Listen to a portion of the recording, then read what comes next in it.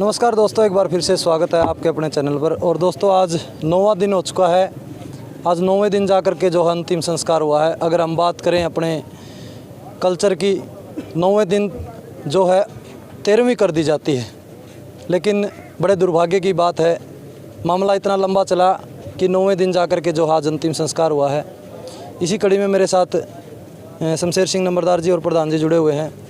Sir आज 9 दिन हो चुके हैं। अच्छा, मगर बता रहा था कि 9 दिन में हम 13वीं कर देते हैं। इतना लंबा मामला चला गया। आज अंतिम संस्कार में कौन कौन शामिल हुए?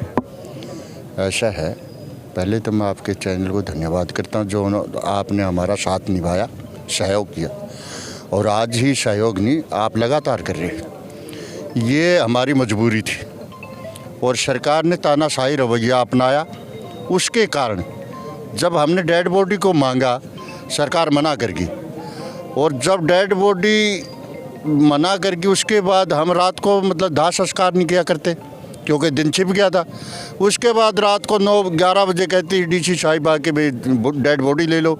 रात को हम हिंदुत्व का एक वो भी है हमारे समाज में, हम दाग नहीं लगा करते। उसके बाद हमारे ऊपर ब्लेम, हमारा आदमी लाठी से मार दिया गया और कत्ल का मामला का 302 भी हमारे ऊपर। ये अंग्रेज़ों में भी नहीं हुआ, जैसे अंग्रेज़ों का पहले राज था उसमें भी नहीं हुआ करता था। कानून व्यवस्था जब भी थी, लेकिन इन्होंने तो उससे ऊपर बढ़ के कर दिया। लेकिन इन्होंने इतनी घिनौनी हरकत कर दी कि हमारे शव को हमने इधर उधर, फिर 12 तारीख को हमें यहाँ ले आने के लिए उन्होंने मजबूर कर दिया कि या तो हम दाह संस्कार करेंगे, आप ले जाओ। लेकिन हम हमारे आदमी को, हमारे किसान को जो हमारी शहादत दे गया, उसको हम ऐसे व्यर्थ थोड़ी जाने देंगे। हमने एकता का सबूत दिया और एकता का सबूत से सभी किसान मैदान में डटे। 13 तारीख को वो ताकत आई और वो दुनिया की ताकत देखी कि उसने घुटने टेकने पड़े। और घुटने टेकने के बाद जब उन्होंने, इस सरकार ने स्वीकार किया और हमारी मांगों को पूरा किया, और हमने आज हमारे मान सम्मान के साथ सारे भी जितने संगठन हैं, सारे टोल प्लाजा हैं, सभी पहुँचे हैं। और सब ने आकर के अपने इस धर्मपाल के जो पार्थिव शरीर को अग्नि दी है। और इसकी परमात्मा हम ये कहें कि सुर्ग में भी जगह दी इनको।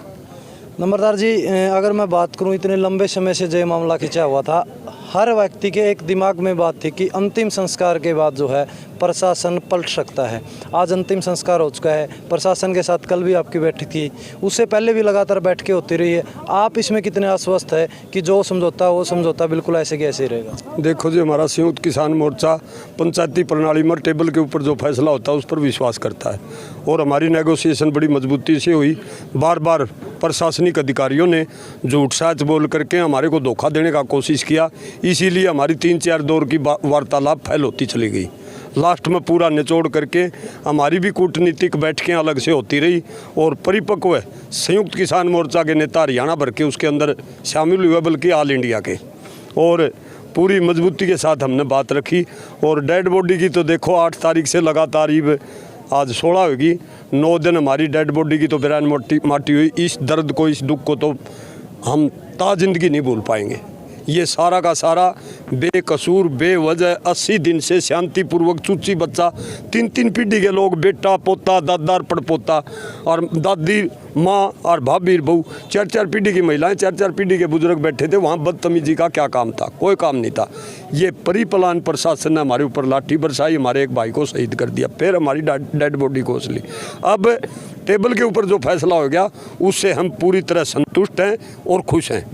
और आगे किसी प्रकार की गुस्ताखी करने की कोशिश करेंगे, प्रशासन करेगा, तो तमाम हरियाणा भर का ही नहीं, सारे देश का संयुक्त किसान मोर्चा खेदड़ गांव के भाइयों के साथ खड़ा, किसानों के साथ। और किसी प्रकार की कोई गफलत नहीं होने देंगे।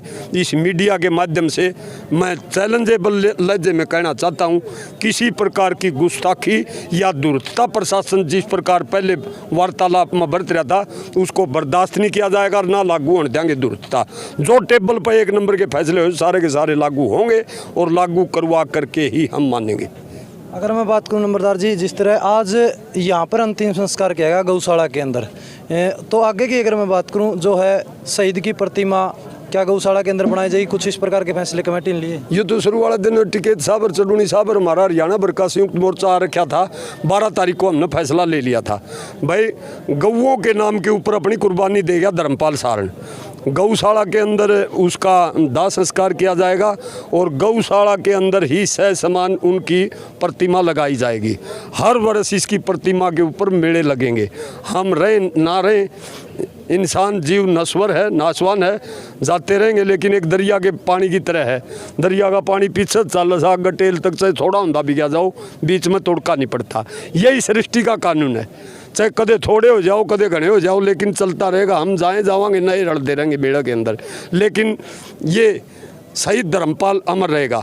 इसने विपरीत हालातों में, विकट परिस्थितियों में इस सरकार और प्रशासन की दुर्दता का शिकार होकर के गौ माता की रक्षा करने के लिए, खेदड़ गांव की गौशाला को बचाने के लिए इसने अपने प्राणों की बलि दे दी।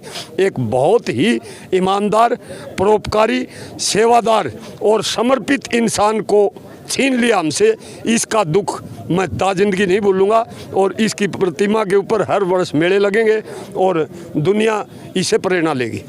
अगर मैं बात करूं, बात हुई थी लास्ट समझौते के अंदर चारों साथियों को जब छोड़ा जाएगा और जब अंतिम संस्कार हो जाएगा उसके बाद जो है खेदड़ धरने को ख़त्म कर दिया जाएगा, बिल्कुल उठा लिया जाएगा। तो आज उठा लिया जाएगा, सब कुछ खाली कर दिया जाएगा। ऐसा है, जब हम संतुष्ट हो जाएंगे तो सारे काम हो जाएंगे। संतुष्ट हम मतलब हैं, लेकिन वो तो ऐसा है कि हमारी कमेटी की मतलब मीटिंग होगी, उसके बाद हम सारा काम अपने आप कर लेंगे। हम बगैर रणनीति के, बगैर आगे की कुछ कार्रवाई के बगैर हम कोई फैसला नहीं करते और ना हम लेते, क्योंकि ये हमारे भी मामले मतलब रणनीति के तहत चलते। ये आंदोलन यूँ नहीं चला मतलब 90 दिन, यूँ नहीं 8 दिन चला, ये रणनीति के तहत चला। और रणनीति जब तक मैनेजमेंट सही है, एकता है, हमारी एकता की जीत हुई है, ये पूरे खेदड़ गांव की जीत हुई है, 36 बिरादरी की जितना भी बच्चा, छोटा बड़ा, महिला, शक्ति, बुजुर्ग इतनी बड़ी जीत में शामिल हुए कि आज तक इतिहास रच दिया कि आगे आने वाले कोई भी सरकार और भी आएगी तो वो इस का मुकाबला नहीं कर पाएगी। ऐसी ताकतें मतलब खड़ी कर दी है हमने। मतलब इस ताकत के मैं तो धन्यवाद करना चाहता हूँ जिन्होंने 13 तारीख को इतिहास रच दिया। पूरे हरियाणा ने ये देखते रह गए। लोग कहते थे कि कहाँ से, दिल्ली से लेकर के यूपी से लेकर के पंजाब तक पूरे इंडिया के अंदर एक तहलका मच गया कि ये जाति नहीं होने देंगे, ये बर्बरता नहीं होने देंगे। इन्होंने गौ भक्त बन के गौों को बचाया है और इस अन्नदाता ने सारे देश को बचाया है। इस खेदड़ गांव को भी बचाया और इस खेदड़ गांव ने सारे समाज को बचाया। दोस्तों, आप लगातार हमारे साथ जुड़े रहते हैं और हम खेदड़ की जो है लगातार अपडेट आपको देते रहते हैं। आप भी कमेंट के माध्यम से जो है शहीद धर्मपाल सिंह को अपनी श्रद्धांजलि दे सकते हैं। कमेंट जरूर करें। धन्यवाद। जय हिंद, जय जवान, जय किसान, जय गौ माता।